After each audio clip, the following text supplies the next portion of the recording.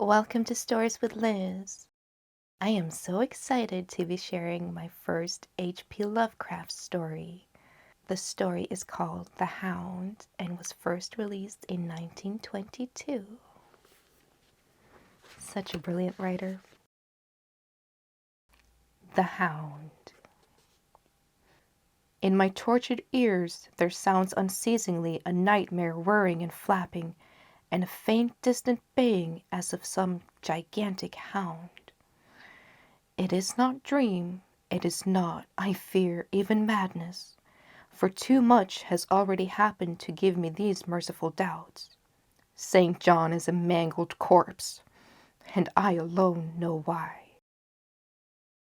And such is my knowledge that I am about to blow my brains out for fear that I shall be mangled in the same way. Down unlit and illimitable corridors of eldritch fantasy sweeps the black, shapeless nemesis that drives me to self-annihilation. May heaven forgive the folly and morbidity which led us both to such a monstrous fate. Wearied with the commonplaces of a prosaic world, where even the joys of romance and adventure soon grow stale, St. John and I had followed enthusiastically every aesthetic and intellectual movement which promised respite from our devastating ennui. The enigmas of the Symbolites and the ecstasies of the pre-Raphaelites all were ours in their time, but each new mood was drained too soon of its diverting novelty and appeal.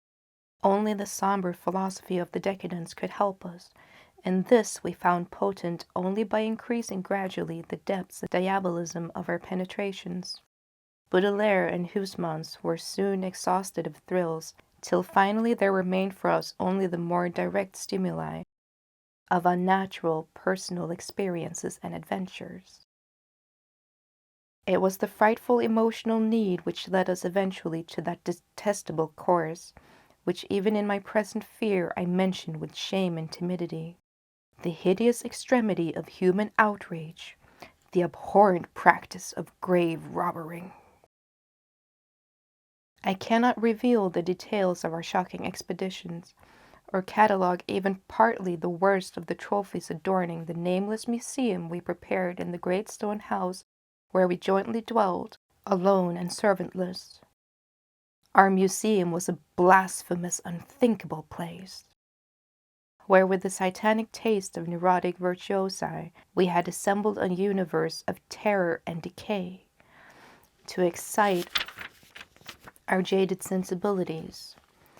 It was a secret room far, far underground, where huge winged demons carved of basalt and onyx vomited from wide grinning mouths weird green and orange light, and hidden pneumatic pipes ruffled into kaleidoscopic dances of death the lines of red charnel things, hand in hand woven in voluminous black hangings. Through these pipes came at will the odors our moods most craved, sometimes the scent of pale funeral lilies, sometimes the narcotic incense of imagined eastern shrines of the kingly dead, and sometimes, how I shudder to recall it, the frightful soul-upheaving stenches of the uncovered grave. Around the walls of this repellent chamber were cases of antique mummies alternating with calmly lifelike bodies, perfectly stuffed and cured by the taxidermist's art, and with headstones snatched from the oldest churchyards of the world. Niches here and there contained skulls of all shapes, and heads preserved in various stages of dissolution. There one might find the rotting, bald patches of famous noblemen and the fresh and radiantly golden heads of new-buried children. Statues and paintings there were, all of fiendish subjects, and some executed by St. John and myself. A locked portfolio bound in tanned human skin held certain unknown and unnameable drawings, which it was rumored Goya had perpetrated, but dared not acknowledge. There were nauseous musical instruments, string, brass, and woodwind, on which St. John and I sometimes produced dissonances of exquisite morbidity and cacodemoniacal ghastliness, whilst in a multitude of inlaid ebony cabinets reposed the most incredible and unimaginable variety of tomb lot ever assembled by human madness and perversity. It is of this lot in particular that I must not speak. Thank God I had the courage to destroy it long before I thought of destroying myself. The predatory excursions on which we collected our unmentionable treasures were always artistically memorable events. We were no vulgar ghouls, but worked only under certain conditions of mood, landscape, environment, weather, season, and moonlight. These pastimes were to us the most exquisite form of aesthetic expression, and we gave their details a fastidious technical care. An inappropriate hour, a jarring lighting effect, or a clumsy manipulation of the damp sod would almost totally destroy for us the ecstatic titillation which followed the exhumation of some ominous, grinning secret of the earth. Our quest for novel scenes and piquant conditions was feverish and insatiate. St. John was always the leader, and he it was who led the way at last to that mocking, accursed spot which brought us our hideous and inevitable doom. By what malign fatality were we lured to that terrible Holland churchyard?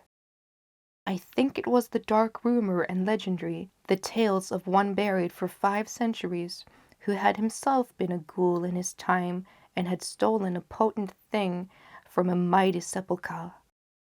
I can recall the scene in these final moments.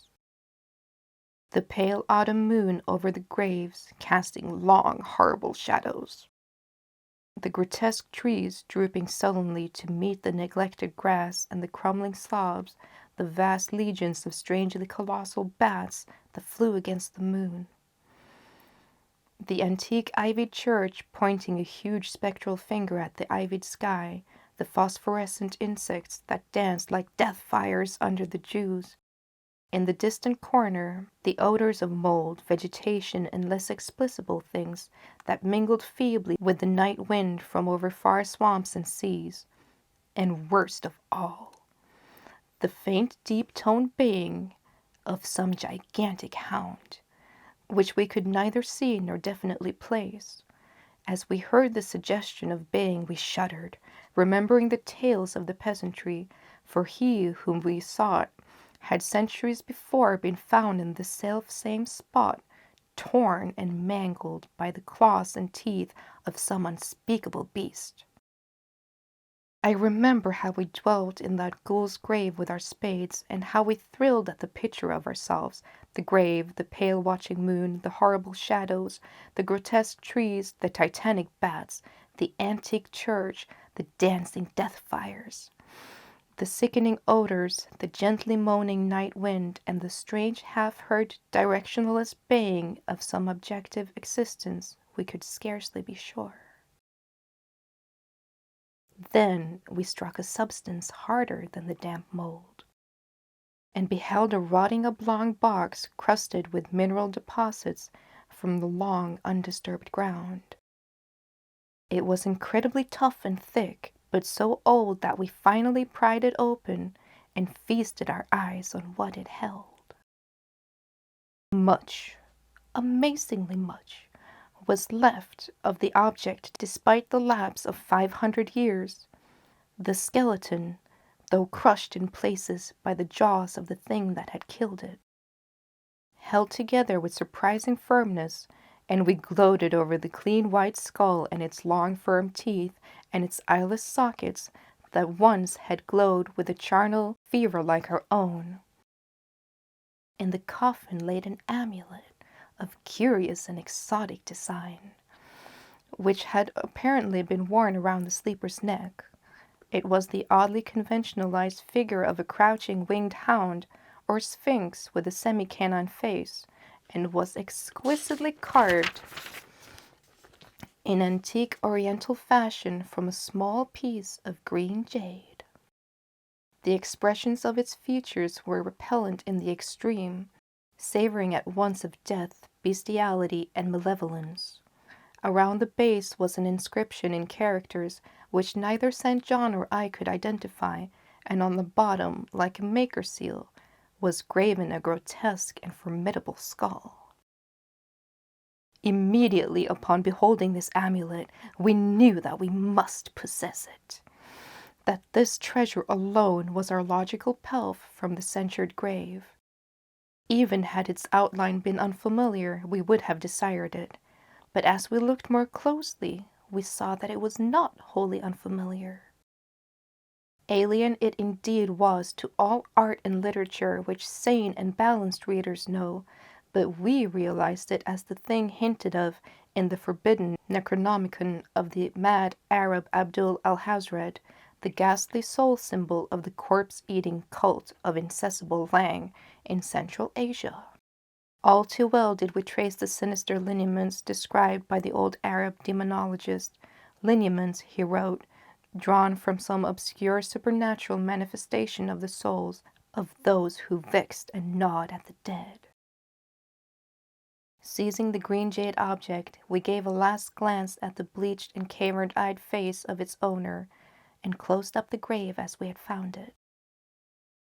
As we hastened from the abhorrent spot, the stolen amulet in St. John's pocket, we thought that we saw the bats descend in a body to the earth we had so lately rifled, as if seeking for some cursed and unholy nourishment. But the autumn moon shone weak and pale, and we could not be sure. So, too, as we sailed the next day away from Holland to our home, we thought we heard the faint distant baying of some gigantic hound in the background.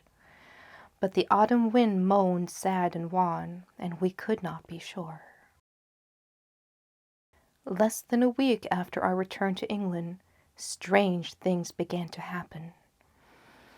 We lived as recluses, devoid of friends, alone and without servants, in a few rooms of an ancient manor house in a bleak and unfrequented moor, so that our doors were seldom disturbed by the knock of the visitor.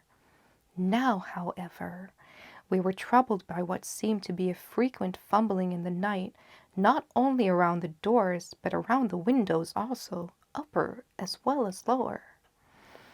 Once we fancied that a large opaque body darkened the library window when the moon was shining in against it, and another time we thought we heard a whirring or flapping sound not far off.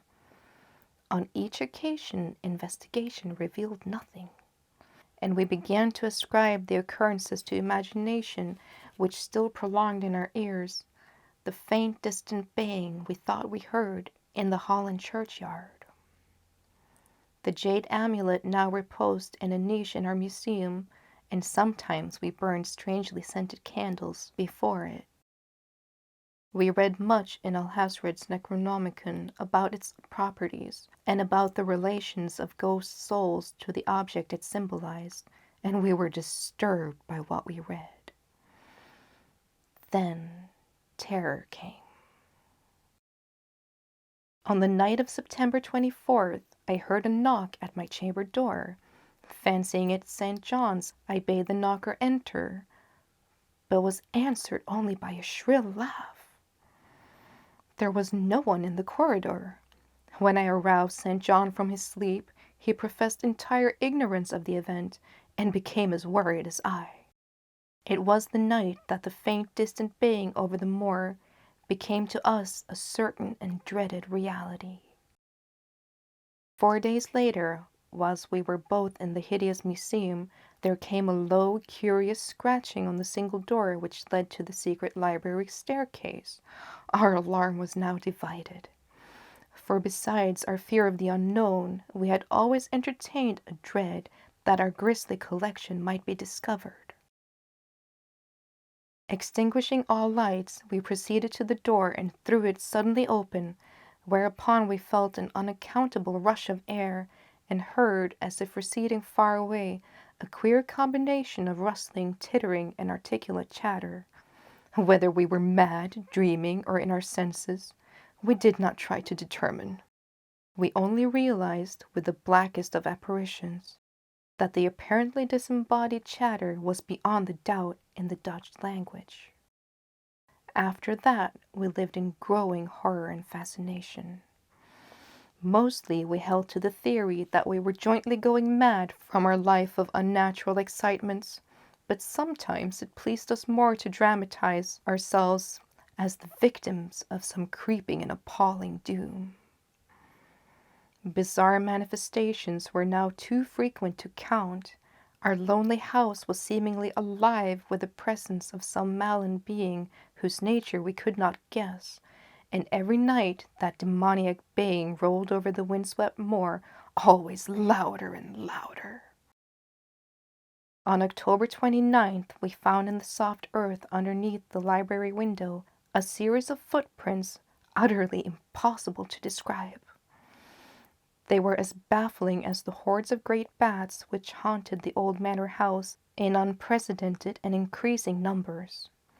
The horror reached a culmination on November 18th, when St. John, walking home after dark from the dismal railway station, was seized by some frightful carnivorous thing and torn to ribbons. His screams had reached the house, and I had hastened to that terrible scene in time to hear a whir of wings and see a vague black cloudy thing silhouetted against the rising moon. My friend was dying when I spoke to him, and he could not answer coherently. All he could do was to whisper, "The amulet! That damned thing!" Then he collapsed, an inert mass of mangled flesh. I buried him the next midnight in one of our neglected gardens, and mumbled over his body one of the devilish rituals he had loved in life. And as I pronounced the last demoniac sentence, I heard afar on the moor the faint, distant baying of some gigantic hound. The moon was up, but I dared not look at it. And when I saw on the dim-lighted moor a wide, nebulous shadow sweeping from mound to mound, I shut my eyes and threw myself face down upon the ground. When I arose, trembling, I know not how much later, I staggered into the house and made shocking obeisances before the enshrined amulet of green jade. Being now afraid to live alone in the ancient house on the moor, I departed on the following day for London, taking with me the amulet after destroying by fire and burial the rest of the impious collection in the museum. But after 3 nights I heard the baying again, and before a week was over felt strange eyes upon me whenever it was dark. One evening, as I strolled on Victoria Embankment for some much-needed air, I saw a black shape obscure one of the reflections of the lamp in the water. A wind stronger than the night wind rushed by, and I knew that what had befallen St. John must soon befall me. The next day I carefully wrapped the green jade amulet and sailed for Holland. What mercy I might gain by returning the thing to its silent, sleeping owner, I knew not. But I felt that I must try any step conceivably logical. What the hound was, and why it had pursued me, were questions still vague, but I had first heard the baying in that ancient churchyard, and every subsequent event, including St. John's dying whisper, had served to connect the curse with the stealing of the amulet. Accordingly, I sank into the nethermost abysses of despair when, at an inn in Rotterdam, I discovered that thieves had despoiled me of the sole means of salvation. The baying was loud that evening, and in the morning I read of a nameless deed in the vilest quarter of the city. The rabble were in terror, for upon an evil tenement had befallen a red death, beyond the foulest previous crime of the neighborhood. In a squalid thieves' den, an entire family had been torn to shreds by some unknown thing that left no mark. And those around had heard all night a faint, deep, insistent note as of a gigantic hound. So at last I stood again in the unwholesome churchyard where a pale winter moon cast hideous shadows and leafless trees drooped suddenly to meet the withered frosty grass and crackling slabs, and the ivied church pointing a jeering finger at the unfriendly sky, and the night wind howled maniacally from frozen damps of frigid seas. The baying was faint now, and it ceased altogether as I approached the ancient grave I had once violated, and frightened away an abnormally large horde of bats which had been hovering curiously around it. I know not why I went thither, unless to pray or gibber out insane pleas and apologies to the calm white thing that lay within. But whatever my reason, I attacked the half-frozen sod with a desperation partly mine and partly that of a dominating will outside myself.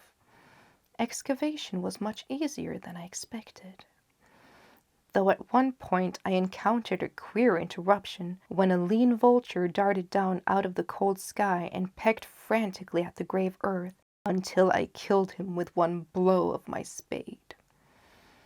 Finally, I reached the rotting oblong box and removed the damp nitrous cover. This is the last rational act I ever performed. For crouched within that centuried coffin, embraced by a close-packed nightmare retinue of huge, sinewy, sleeping bats, was the bony thing my friend and I had robbed.